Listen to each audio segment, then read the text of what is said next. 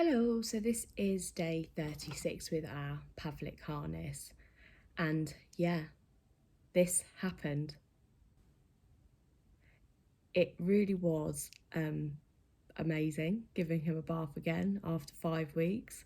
Um, he was really happy, he didn't cry, he done a little bit of splashing around. It was just so lovely to do something normal with him. Yeah, it was really nice. Gave him a good old clean. Just let him get used to like feeling the water again. I've been washing his hair and trying to keep that part of his evening routine, but to actually get him in the bath again and let him just have that sensory experience as well was so lovely. The water was a little bit murky, I'm not gonna lie, but hopefully now we've sort of got rid of that layer of dirt. It'll be nice and clean going forward. He just had a great time. We took him out the harness for the hour, and 5 or so minutes of that was the bath time, and the rest of the time he was just kicking around on the playmat. He didn't really come out of the froggy position.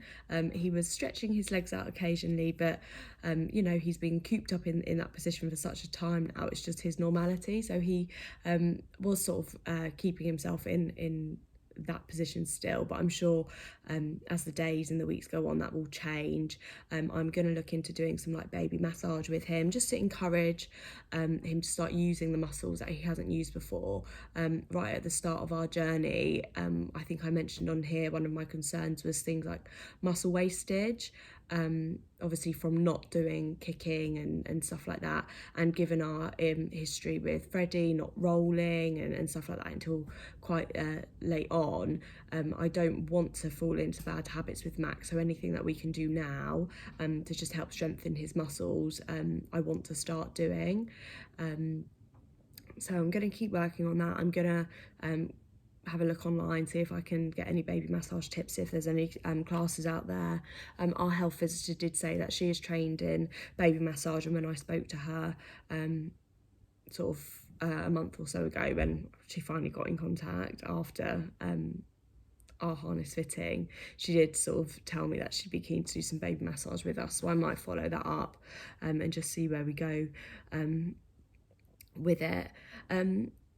There was just a couple of interesting facts really, which I didn't point out yesterday. When I came on, I was sort of just so excited about our 1 hour free. When we were in the hospital, we sort of were asking the physiotherapists how many kids go into the harness. My lack of being able to find much information out there sort of made me think that it's quite uncommon. Like, I knew it was a really small percentage of kids that ended up in the harness that had Max's angles at his first scan, and I spoke about that before. I think it was like 2% that had the angles at his first scan would have then regressed, and that was why it was such a shock to us.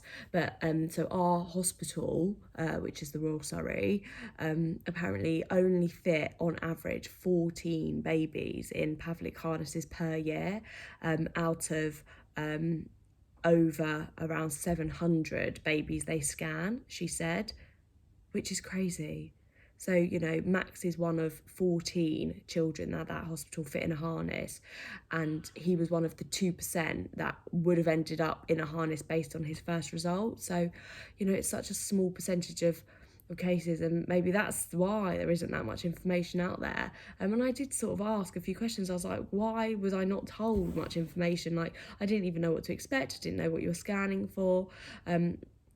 She was slightly surprised that we sort of weren't given more information about the scan when it was booked, and she said she's going to share that feedback with the parts of the hospital that deal with deal with that communication. So for us, it would have been at our newborn check, our day one check, when the doctor identified a hip clunk. He potentially then should have given information about what that really meant, and what sort of could possibly follow. So hopefully, you know, our hospital might take that feedback on board, and I might follow that up myself and just share my experience. They're a great hospital and I haven't really had any other problems with them before. So yeah, hopefully they'll take that on board.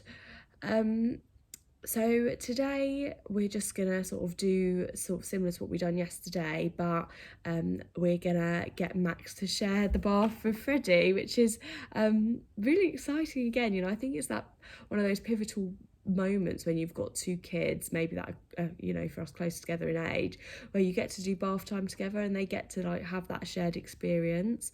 I had bought a baby bath for Max that would fit in the bath, so they can like share, whereas previously we sort of had a bath that sat outside the bath, if that makes sense, so you fill it up like a separate tub. So yeah, we're gonna do that. Don't know how it's gonna go. Freddie's a little bit wild sometimes, and I'm sure he's just going to be like super excited that his brother's in the bath with him, so it might be short-lived, but yeah, we're going to start doing that, and it'll make it easier for us because at the moment my husband and I sort of do like bath and bed independently with each child, so it's not too frantic for everyone. But yeah, so we're going to start to do that, which is exciting. Yeah, this still feeling good, still feeling really good. Now I'm just going to be keeping an eye on Max's skin, seeing how that recovers, because it was really sore, you know, in his creases, so just making sure we're keeping that really clean and really dry, and then covered up with lots and lots of cream. But yeah, that's about it for now, really. I will check back on tomorrow and let you know how our bath and stuff goes. But until then, catch you later.